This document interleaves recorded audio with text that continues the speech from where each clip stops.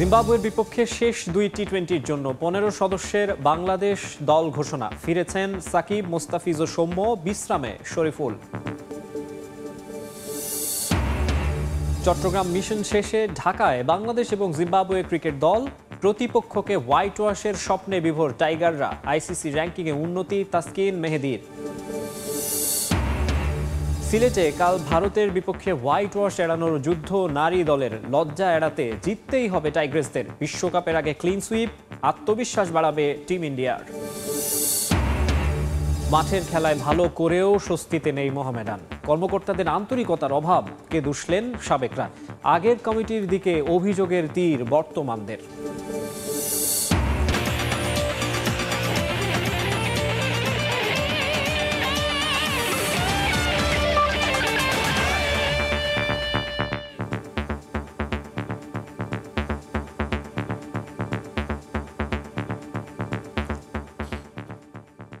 দেখছিলেন শিরোনাম, এবারে বিস্তারিত। শুরুতেই জানাবো ক্রিকেটের খবর।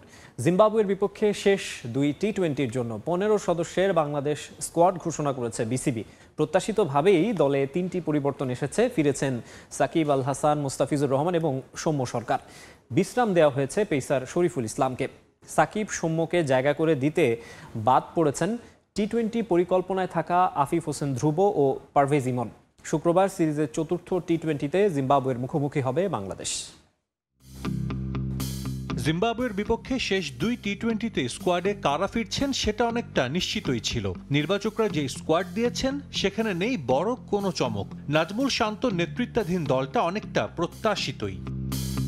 10 মাস পর বাংলাদেশ টি-20 দলে ফিরেছেন সাকিব আল হাসান। সবশেষ গেল বছর ঘরের মাঠে আফগানিস্তানের বিপক্ষে টি-20 খেলেছিলেন এই অলরাউন্ডার। ডিপিএলে শেখ জামালের হয়ে খেলার জন্য চট্টগ্রামের প্রথম 3 ম্যাচে ছিলেন না সাকিব।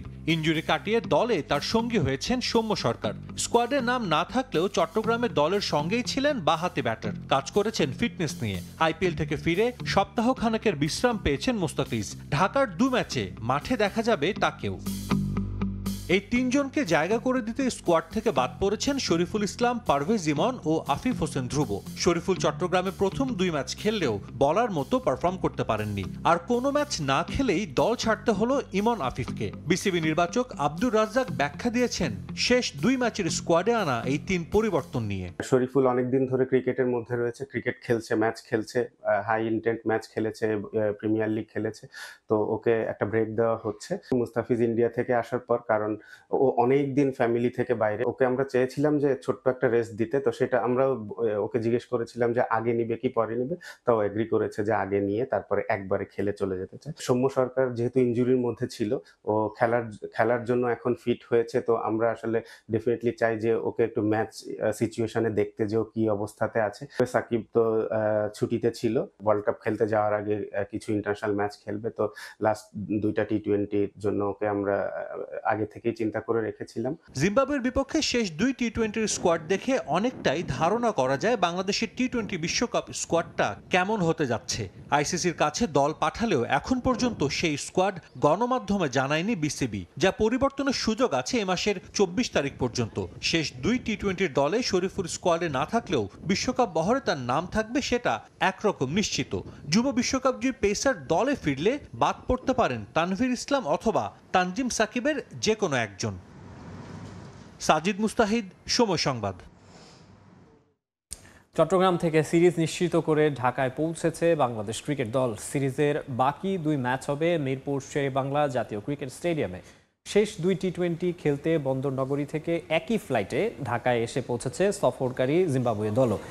বাকি 2 ম্যাচ জিতে সিকান্দার রাজার দলকে বাংলা ওয়াশ করতে চায় টাইগাররা, জানিয়েছেন পেসার শরীফুল। টিম বাসে সবার পেছনে তাওহিদ হৃদয়। ভ্রমণ ক্লান্তি কাটাতে হয়তো নিরিবিলি পেছনের সিটটা বেছে নিলেন, তবে পারফরমেন্সের দিক দিয়ে নিশ্চিতভাবেই সবার সামনে ডানহাতি ব্যাটার। তার ব্যাটে ভর করে 3 ম্যাচ জিতে জিম্বাবুয়ের বিপক্ষে সিরিজ বাংলাদেশের। বৈরী আবহাওয়ার কারণে চট্টগ্রাম থেকে টাইগারদের বহনকারী বিমানটা এসেছে খানিকটা দেরিতে। ফুরফুরে মেজাজে বিমানবন্দর থেকে বের হয়ে টিম বাসে ওঠেন হৃদয়। বিপরীত চিত্র লিটন দাসের ৩ ম্যাচে অপ্রত্যাশিত পারফরমেন্স, সবচেয়ে আলোচনায় আউটের ধরন নিয়ে। বিশ্বকাপের আগে মাথা ব্যথার কারণ ডানহাতি ওপেনার, তারপরও আছেন শেষ 2 টি-20-তে। ঢাকায় বড় চ্যালেঞ্জ নিজের ছন্দে ফেরা। বিমানবন্দরে অবশ্য কুল ছিলেন লিটন। সানগ্লাস চোখে সবার আগে উঠেন টিম বাসে। কালো চশমায় সব সমালোচনা আড়াল করতে চাইলেন এই ব্যাটার। তাসকিনের জন্য সিরিজটা স্বপ্নিল। এখন পর্যন্ত 3 ম্যাচে নিয়েছেন 6 উইকেট। টিম বাস ধরার আগে বিমানবন্দরে মিটিয়েছেন ভক্তের সেলফি আবদার। বিশ্বকাপ দলে নিজের জায়গা নিশ্চিত করতে তানজিদ তামিম প্রমাণ দিয়ে যাচ্ছেন। ঢাকায় শেষ 2 ম্যাচে নিশ্চয়ই চ্যালেঞ্জ থাকবে, সামর্থ্য অনুযায়ী খেলা। একে একে বের হন মাহমুদুল্লাহ, জাকের আলী, তানবীর ইসলাম, তানজিম সাকিবরা।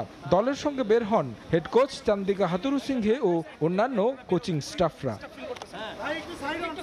সবাই টিম বাসে গেলেও শরীফুল গেছেন নিজের গাড়িতে। যাওয়ার আগে অবশ্য জানিয়ে গেলেন লক্ষ্যটা জিম্বাবুয়েকে হোয়াইট ওয়াশ করাই।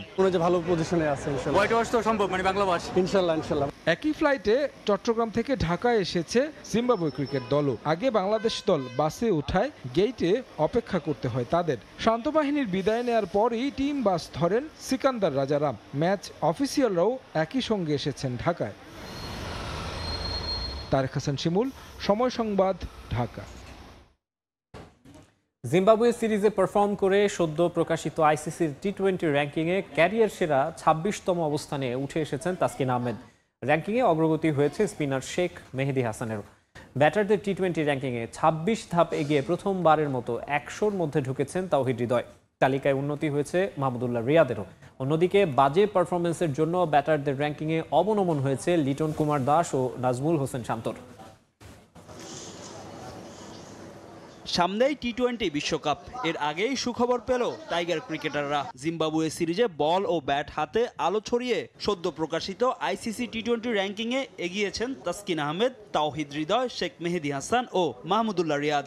ব্যাটিং র্যাঙ্কিংয়ে অবনমন হয়েছে লিটন কুমার দাস ও নাজমুল শান্তর। অবনমন হয়েছে প্রথম 3টি টি-20তে না থাকা সাকিব আল হাসানেরও। টাইগারদের চলমান সিরিজে ব্যাট হাতে দুর্দান্ত ছন্দে আছেন middle order batter Towhid Hridoy. সিরিজের প্রথম 2 ম্যাচে খেলেন 33 ও 37 রানের ইনিংস। আর চট্টগ্রাম পর্বের শেষ ম্যাচে 57 রানের দুর্দান্ত ইনিংস খেলে প্রথমবারের মতো ব্যাটারদের টি-20 র্যাঙ্কিংয়ে 100-র মধ্যে ঢুকেছেন এই ব্যাটার। 26 ধাপ এগিয়ে 391 রেটিং নিয়ে হৃদয়ের অবস্থান এখন 90তম স্থানে। ব্যাটিং র্যাঙ্কিংয়ে এগিয়েছেন মাহমুদুল্লাহ রিয়াদও। 2 ধাপ এগিয়ে 81তম স্থানে আছেন টাইগারদের সিনিয়র ক্যাম্পেইনার। এদিকে জিম্বাবুয়ে সিরিজে বাজে পারফরমেন্সের জন্য র্যাঙ্কিংয়ে অবনমন হয়েছে লিটন কুমার দাস ও অধিনায়ক নাজমুল হোসেন শান্তর। 2 ধাপ করে পিছিয়েছেন তারা। আর কোনো ম্যাচ না খেলেই পিছিয়েছেন সাকিব আল হাসান। জিম্বাবুয়ে সিরিজে পারফর্ম করে বোলারদের তালিকায় উন্নতি হয়েছে তাসকিন আহমেদের। সিরিজের প্রথম ম্যাচে 14 রানে 3 উইকেট নিয়েছেন ঢাকা এক্সপ্রেস। পরের 2 ম্যাচেও সেই ধারাবাহিকতা ধরে রেখেছেন তাসকিন। বোলারদের র্যাঙ্কিংয়ে 572 রেটিং নিয়ে 6 ধাপ এগিয়ে ক্যারিয়ার সেরা 26তম স্থানে আছেন স্পিড স্টার। চলমান সিরিজে 2 ম্যাচে 3 উইকেট নিয়ে অগ্রগতি হয়েছে স্পিনার শেখ মেহেদী হাসানের। এই বোলারও এগিয়েছেন 6 ধাপ। 589 রেটিং নিয়ে 22তম স্থানে আছেন মেহেদী। বোলারদের তালিকায় পিছিয়েছেন মুস্তাফিজুর রহমান ও সাকিব আল হাসান। 6 ধাপ পিছিয়ে কাটার মাস্টার আছেন 30তম স্থানে। আর 1 ধাপ পিছিয়েছেন সাকিব। তালিকায় আগের পজিশন ধরে রেখেছেন পেসার শরীফুল ইসলাম। ফাহিম ইসলাম, সময় সংবাদ। নারী ক্রিকেটের খবর। ভারতের বিপক্ষে 5 ম্যাচ সিরিজের শেষ টি-20তে হোয়াইট ওয়াশ এড়াতে মাঠে নামবে বাংলাদেশ দল। টিম ইন্ডিয়ার বিপক্ষে বাড়তি চাপ থাকলেও হোয়াইট ওয়াশ এড়াতে মরিয়া জ্যোতি বাহিনী। সিরিজের শেষ ম্যাচের আগে বোলিং নিয়ে বাড়তি কাজ করেছে টিম টাইগ্রেস। সিলেট আন্তর্জাতিক ক্রিকেট স্টেডিয়ামে ম্যাচ শুরু হবে বিকেল 4টায়। ঘরের মাঠ, চেনা কন্ডিশন, প্রতিপক্ষ পরিচিত, কিন্তু সময়টা একেবারেই ভালো যাচ্ছে না বাংলাদেশ নারী ক্রিকেট দলের। শক্তিশালী টিম ইন্ডিয়ার বিপক্ষে হাতছাড়া হয়েছে সিরিজ। টানা 4টি ম্যাচ হেরে নাজেহাল অবস্থা টাইগ্রেসদের। তবে সিরিজের শেষ টি-20তে এবার বাংলাদেশের সামনে মিশন হোয়াইট ওয়াশ এড়ানোর। ভারতের বিপক্ষে 5 ম্যাচ সিরিজের প্রতিটিতেই হারের ক্ষত নিয়ে মাঠ ছাড়তে হয় বাংলাদেশ দলকে। ঘরের মাঠে কোনো প্রতিরোধই করতে পারেনি জ্যোতি নাহিদারা, বরং প্রতিটা ম্যাচেই বাজেভাবে হারতে হয় তাদের। ব্যাটিং, বোলিং কিংবা ফিল্ডিং সব ডিপার্টমেন্টে নড়বড়ে অবস্থা টাইগ্রেসদের। সিরিজ হাতছাড়া হলেও এবার হোয়াইট ওয়াশ এড়াতে চায় বাংলাদেশ। নিজেদের শেষ ম্যাচের আগে সিলেটে বেশ সিরিয়াস অনুশীলন বাংলাদেশ দলের। সিলেট আন্তর্জাতিক ক্রিকেট স্টেডিয়ামে বোলিং দিয়ে অনুশীলন শুরু করলেও ব্যাটিংটাও প্র্যাকটিস করেছে দল। তবে শেষ ম্যাচটা জিততে যে বাড়তি প্রস্তুতি দলের, তা গুরু হাসান তিলকারত্নের তোড়জোড় দেখে কিছুটা হলেও বোঝা যায়। ঘরের মাঠের এই সিরিজটাকে বিশ্বকাপের প্রস্তুতি হিসেবে মানলেও এমন পারফরমেন্স কতটা প্রস্তুতি সহায়ক তাও প্রশ্নের জন্ম দেয়। নিজেদের প্রথম 2 ম্যাচে বোলিংটা ভোগালেও শেষ ম্যাচের আগে বাড়তি প্রস্তুতি সেই ডিপার্টমেন্টটা নিয়েই। তবে কঠিন প্রতিপক্ষ ভারতের সঙ্গে শেষ ম্যাচটায় অন্তত জয়ের সুখস্মৃতি নিয়েই মাঠ ছাড়তে চায় টাইগ্রাস বাহিনী। এক্সপেকটেশন তো অবশ্যই, যেহেতু আমাদের সামনে ওয়ার্ল্ড কাপ আছে, সো এটা আমাদের জন্য অনেক বড় একটা প্রিপারেশন বলবো। আর সবচেয়ে বড় কথা যে হ্যাঁ, যখন মাঠে নামি তখন তো জেতার জন্য চেষ্টা করি, যেন জিততে পারি। সো এটা হয়নি, চেষ্টা করবো যে সামনের ম্যাচটা যেটা আছে সর্বোচ্চ দিয়ে চেষ্টা করবো। 5 ম্যাচের সিরিজ ছিল, আমরা 4টা খেলে ফেলেছি, আরেকটা আছে। সো আমাদের সামনে এশিয়া কাপ আছে, এশিয়া কাপের পরেও আমাদের হয়তো আরও একটা সিরিজ আছে। সো তারপর আমাদের অনেকগুলো ম্যাচ আছে ইন বিটুইন। সো আমরা চেষ্টা করবো যে যেহেতু এটা আমাদের শেষ হয়ে গেছে, আরেকটা ম্যাচ আছে সামনে, যে ম্যাচগুলো আছে আমরা চেষ্টা করবো যে ওখান থেকে যেভাবে কামব্যাক করা যায়। এদিকে সিরিজের 4 ম্যাচ জিতে আত্মবিশ্বাসের তুঙ্গে টিম ইন্ডিয়া। স্মৃতি মান্ধানা, হরমনপ্রীত কৌরদের ছন্দই চ্যালেঞ্জ ছুড়ে দিচ্ছে বাংলাদেশ দলকে। তাজিন খন্দকার, সময় সংবাদ। ফুটবল প্রসঙ্গ, কর্মকর্তাদের উদাসীনতায় এখনও ক্লাব লাইসেন্স প্রক্রিয়া শুরু করতে পারেনি মোহামেডান। সংস্কারের অভাবে বেহাল দশা মতিঝিল পাড়ার ক্লাবটির মাঠ। ফুটবলারদের নিবেদনের অভাব না থাকলেও ক্লাব কর্তাদের আন্তরিকতার ঘাটতির অভিযোগ সাবেকদের। আন্তর্জাতিক পরিমণ্ডলে নিজেদের পরিচিতি বাড়াতে দ্রুতই ক্লাবকে লাইসেন্স প্রক্রিয়া শুরুর তাগিদ দিয়েছেন তারা। এদিকে ব্যর্থতার দায় আগের কমিটির ওপর চাপিয়েছেন বর্তমান কমিটির ফুটবল সম্পাদক ও পরিচালক আবু হাসান চৌধুরী প্রিন্স। আগামী বছরের মধ্যেই ক্লাব লাইসেন্স প্রক্রিয়া সম্পন্ন করার পাশাপাশি মাঠে টার্ফ বসানোরও আশ্বাস দিয়েছেন তিনি। দেশের ফুটবলে ক্যাসিনো কেলেঙ্কারির পর খাদের কিনারায় পৌঁছে যাওয়া মোহামেডানকে সাফল্যের আলোয় ফেরান আলফাজ, নকিব, কানুন সহ এক ঝাঁক সাবেক ফুটবলার। তাদের ঐকান্তিক চেষ্টায় দীর্ঘদিন পর গেল বছর ফেডারেশন কাপ দিয়ে শিরোপা খরা কাটায় সাদা কালোরা। ঐতিহ্যের কঙ্কাল হয়ে থাকা মোহামেডানের এমন সাফল্যের পর খুলে যায় আন্তর্জাতিক পরিমণ্ডলে খেলার দরজা। তবে এএফসি কাপে খেলার টিকিট পেলেও ক্লাব লাইসেন্স না থাকায় শেষ পর্যন্ত অংশ নিতে পারেনি মোহামেডান। আন্তর্জাতিক মঞ্চে খেলার লাইসেন্স না করেই পেশাদার লিগে নিয়মিত অংশ নিয়ে আসছে ৮৮ বছরের পুরনো ক্লাবটি। ক্লাব কর্তাদের হুঁশ না ফিরলেও 1 বছরের মধ্যে 3টি আসরের ফাইনালে উঠে নিজেদের অপ্রতিরোধ্য যাত্রার আভাস দিয়েছে ফুটবলাররা। তবে মাঠে ফুটবলাররা চেষ্টা করলেও লাইসেন্স করার খবর নেই ক্লাব কর্তাদের। ক্লাবের এমন অপেশাদার আচরণে হতাশ ক্লাবটির সাবেক কোচ ও ফুটবলার হাসানুজ্জামান বাবলু। দুদিন যাবৎ মডার্ন ক্লাবে লাইসেন্সিং হয় নাই, এটা আমাদেরকে কষ্ট দেয়, আমাদেরকে কষ্ট দিয়েছে। আমরা আশা করব যে আগামীতে কর্তৃপক্ষ এই দিকটাতে বিশেষ করে নজর দিবেন। আমাদের লাইসেন্সিং সিস্টেমে যেতে হয়, তাহলে এগুলোর পূর্ব শর্তই হচ্ছে যে একটা সুন্দর মাঠ থাকতে হবে, একটা সুন্দর টেন্ট থাকতে হবে। কমিটিতে যারা থাকে তাদের প্রত্যেকেরই ক্লাবমুখী একটা বিহেভিয়ার, তাদের আচরণ থাকতে হবে। ব্যর্থতার দায়ভার আগের কমিটির উপর চাপিয়েছে ক্লাবটির বর্তমান কমিটি। ভুল স্বীকার করে দিয়েছে সমাধানের আশ্বাস। যারা আগে কমিটিতে ছিলেন তারা যদি এএফসি লাইসেন্সের প্রক্রিয়াটা যদি শুরু করতেন তাহলে আমাদের জন্য সহজ হতো। তো আমরা চেষ্টা করতেছি এই বছর না আগামী বছরের মধ্যে আমরা এএফসি লাইসেন্সটা করব। আমরা এই মাঠে যদি আমরা অ্যাস্ট্রোটার্ফ বসাই, আমাদের ম্যানেজার কোচিং স্টাফের সাথে কথা হয়েছে, তারা বলেছে যে এই মাঠটা যদি অ্যাস্ট্রোটার্ফ করা হয় ভালো মানের, তাহলে আমাদের বিকেলের অনুশীলনটা খুব ভালো হয়। তো আমরা চেষ্টা করতেছি, আমাদের প্রেসিডেন্ট, মাননীয় প্রেসিডেন্ট এবং আমাদের ফুটবল চেয়ারম্যানের সাথে এই ব্যাপারে বসবো। আশা করি আগামীতে অ্যাস্ট্রোটার্ফটা মাঠ করতে পারবো। সে সঙ্গে মাঠ সংস্কারেরও আশার কথা শুনিয়েছেন এই কর্মকর্তা। স্বাধীনতার এত বছরেও আধুনিক সুযোগ সুবিধার নিজস্ব একটি মাঠ তৈরি করতে পারেনি মোহামেডান। বিভিন্ন সময়ে ক্লাব কর্তাদের উদাসীনতার বলি হয়েছে সাদা কালোরা। সাবেক ফুটবলার ও সমর্থকদের চাওয়া অবকাঠামোগত উন্নয়নের পাশাপাশি ক্লাবের প্রতি নিজেদের নিবেদন আরও বাড়াবেন ক্লাব কর্তারা। পারভিন আক্তার, সময় সংবাদ, ঢাকা। অবসর ভেঙে আবারও জাতীয় দলে ফিরতে চান দেশ সেরা আর্চার রোমান সানা। নিজের ইচ্ছের কথা জানিয়ে বাংলাদেশ আর্চারি ফেডারেশনকে চিঠি দিয়েছেন তিনি। গেল মার্চ মাসে ফেডারেশন থেকে পাওয়া বেতন ভাতা ও সুযোগ সুবিধা ইস্যুতে অভিমান করে জাতীয় দল থেকে সরে দাঁড়ান এই আর্চার। এরপরই তাকে নিয়ে বেফাঁস মন্তব্য করেন আর্চারি ফেডারেশনের সাধারণ সম্পাদক কাজী রাজীব উদ্দিন আহমেদ চপল। জানিয়ে সমালোচনার মুখে পড়তে হয় তাকে। তবে জাতীয় দল ছাড়লেও এ সময় বাংলাদেশ আনসারের হয়ে আর্চারি চালিয়ে যান রোমান সানা। এবার আবার নিজের সিদ্ধান্ত বদলালেন রোমান। অভিমান ভুলে আবারও ফিরতে চান লাল সবুজের জার্সি গায়ে।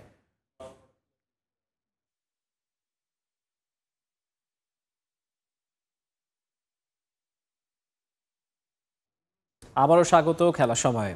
আবারও চ্যাম্পিয়ন্স লিগ প্রসঙ্গ। সান্তিয়াগো বার্নাব্যুর উত্তাপ ছুঁয়েছে ঢাকাকেও। রিয়াল মাদ্রিদ বায়ার্ন মিউনিখ মহারণ বড় পর্দায় দেখতে রাজধানীর বিভিন্ন রেস্টুরেন্টে জড়ো হয়েছেন দু দলের সমর্থকরা। এই মুহূর্তে ধানমন্ডির শেফমেট লাউঞ্জে আছেন আমাদের সহকর্মী সাব্বির মিথুন। আমরা সরাসরি চলে যাচ্ছি সেখানে। সাব্বির, ইউরোপের সবচেয়ে বড় লয়ে সান্তিয়াগো বার্নাব্যুতে সেমিফাইনালের দ্বিতীয় লেগে কিছুক্ষণ পরে মুখোমুখি হবে রিয়াল মাদ্রিদ এবং বায়ার্ন মিউনিখ, এবং সেই সান্তিয়াগো বার্নাব্যুর ম্যাচের উত্তাপ কিন্তু ঢাকা শহরেও এসে পড়েছে। এবং আমি এখন যেখানে অবস্থান করছি ধানমন্ডির শেফমেট লাউঞ্জে, সেখানে বেশ কিছু বায়ার্ন মিউনিখ এবং রিয়াল মাদ্রিদ ফ্যান যারা আসলে নিজের ক্লাবকে সমর্থন জানাতে এখানে একত্রিত হয়েছেন, এবং তাদের মূল লক্ষ্য আসলে এই যে ম্যাচটা, যেটা হাই ভোল্টেজ, ইউরোপের সব থেকে সম্মানজনক যে লড়াই, ইউরোপের দুই সফলতম দলের মাঝে ফাইনালে ওঠার যে লড়াইটা, সেই লড়াইকে ঘিরে আসলে বায়ার্ন মিউনিখ ফ্যান এবং রিয়াল মাদ্রিদ ফ্যান দুই দলের ফ্যানদেরই দেখবেন যে এখন আসলে এই ধানমন্ডি রেস্টুরেন্টে জড়ো হয়েছে বড় স্ক্রিনে একসাথে খেলা দেখে। যাদেরকে দেখছেন বর্তমানে বায়ার্ন মিউনিখের যে ফ্যান বেস, বাংলাদেশের যারা রয়েছে, জার্মান ক্লাবটির সমর্থন দিচ্ছে লম্বা সময় ধরে, তাদের সামনে কিন্তু বড় সুযোগ আসলে চ্যাম্পিয়ন্স লিগের ফাইনালে ওঠার। এবং তার পাশাপাশি দেখবেন রিয়াল মাদ্রিদের অনেক সমর্থক এখানে রয়েছে যারা কিনা ইউরোপের সব থেকে সফলতম দল, 15তম শিরোপার লক্ষ্যে যারা এবারের চ্যাম্পিয়ন্স লিগের সেমিফাইনাল দ্বিতীয় লেগে মাঠে নামবে। এবং প্রথম লেগ যেখানে 2-2 গোলে ড্র হয়েছিল, সেখানে আসলে ফাইনালে ওঠার জন্য আসলে কাদের সামনে সব থেকে বেশি সুযোগ সেটা বলা খুব কঠিন। তবে যেহেতু রিয়াল মাদ্রিদের মাঠে ম্যাচ, হোম অ্যাডভান্টেজ নিয়ে আসলে রিয়াল মাদ্রিদ কিছুটা এগিয়ে থাকবে সেটা বলাই যায়। এবং রিয়াল সমর্থকদের মাঝেও আসলে সেই কনফিডেন্সটা আমি দেখছি, কারণ বায়ার্ন মিউনিখের বিপক্ষে তাদের ঘরের মাঠে যেখানে তারা শেষ 7 ম্যাচে অপরাজিত, সেই ম্যাচকে ঘিরে আসলে 15তম যে ইউসিএল শিরোপাটা রয়েছে, সেই শিরোপার লক্ষ্যে আসলে সবচেয়ে এগিয়ে থাকবে বলেই মনে হচ্ছে। আমার সাথে একজন রিয়াল মাদ্রিদ সমর্থক রয়েছেন, যে কিনা আজ তার দলকে সমর্থন জানানোর জন্য আমাদের সঙ্গে যুক্ত হয়েছেন। আমি যদি তার সঙ্গে একটু কথা বলি, ইউসিএলের সব থেকে সফলতম দলের সমর্থক হিসেবে চাপ একটু কম কিনা? না, আমরা কখনো চাপ বোধ মনে করি না। আমরা সব সময় একটা ফুরফুরা মনে থাকে যে আমরা প্রতিবারে চ্যাম্পিয়ন্স লিগে যাই, আমরা চ্যাম্পিয়ন্স লিগ জেতার জন্য যাই। আমাদের এটা একটা রাজকীয় ব্যাপার সেবা, যেবারও যাচ্ছে আজকে লেগ 2তে জিতবো, ফাইনাল 15তম ফাইনাল নিয়ে আমরা ঘরে ফিরবো। প্রথম লেগটাতে একটু নড়বড়ে ছিল, প্রথম 24 মিনিটের কথা যদি বলি অ্যালিয়াঞ্জ অ্যারেনায় রিয়াল মাদ্রিদ একটু নড়বড়ে দেখাচ্ছিল, পরবর্তীতে কাম ব্যাক করেছে, পরবর্তীতে আবারও 2 গোলে লেট।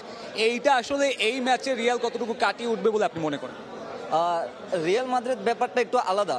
আমরা লিড নিলাম, তারপরে 2-1 আমরা পিছিয়ে ছিলাম, তারপর আবার লাস্ট মুহূর্তে যে আমরা গোল করে আবার একটা সমতায় ফেললাম। আমাদের একটা টার্গেটের ছিল যে কোনোভাবে আমরা অ্যারেনা থেকে ফিরে আসে আমাদের বার্নাব্যুর জন্য আমরা ম্যাচটা বাকি রাখছিলাম, যে এখানে আসবো আমরা বাকি ম্যাচ শেষ করে দেবো, ফাইনালের টিকিটটা আমরা নিয়ে নেবো এখান থেকে। What's your score prediction? আজকে প্রেডিকশনটা কি? 3-1। আচ্ছা, যেমনটা দেখছেন খুব আত্মবিশ্বাসী আসলে সেমিফাইনাল দ্বিতীয় লেগে 3-1-এর একটা প্রেডিকশন তারা দিয়েছেন।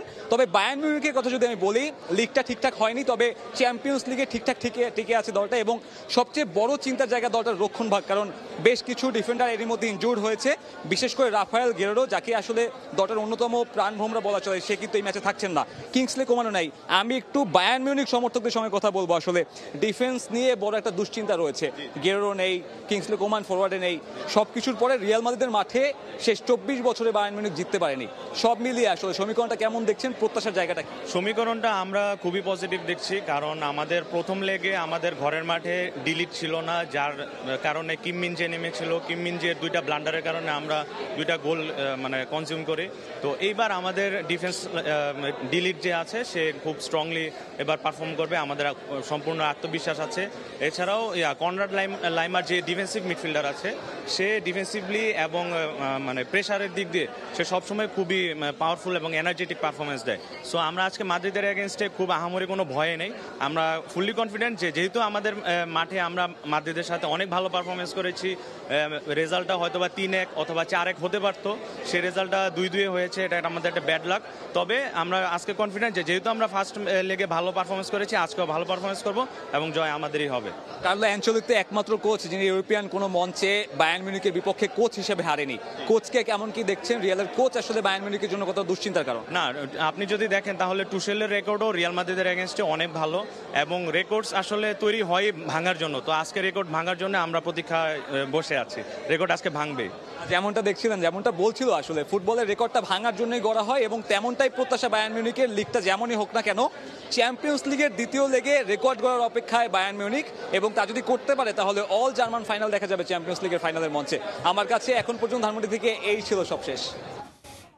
দর্শকদের মধ্যে আসলে ব্যাপক উন্মাদনা দেখা যাচ্ছে, উচ্ছ্বাস দেখা যাচ্ছে। রিয়াল মাদ্রিদ এবং বায়ার্ন মিউনিখের মধ্যকার যে সেমিফাইনালের চ্যাম্পিয়ন্স লিগের সেমিফাইনালের দ্বিতীয় লেগের ম্যাচ, সেটি দেখার জন্য রাজধানীর বিভিন্ন জায়গায় দর্শকরা জড়ো হয়েছেন। সেই খবর জানাতে আমাদের সঙ্গে যুক্ত হয়েছিলেন সাব্বির মিথুন। এ পর্যায়ে খেলার সময় শীর্ষ সংবাদ জানিয়ে দিচ্ছে আরেকবার।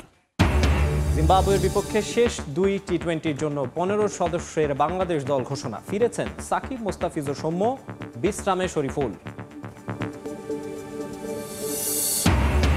এবং মাঠের খেলায় ভালো করেও স্বস্তিতে নেই মোহামেডান। কর্মকর্তাদের আন্তরিকতার অভাবকে দুষলেন সাবেকরা। আগের কমিটির দিকে অভিযোগের তীর বর্তমানদের।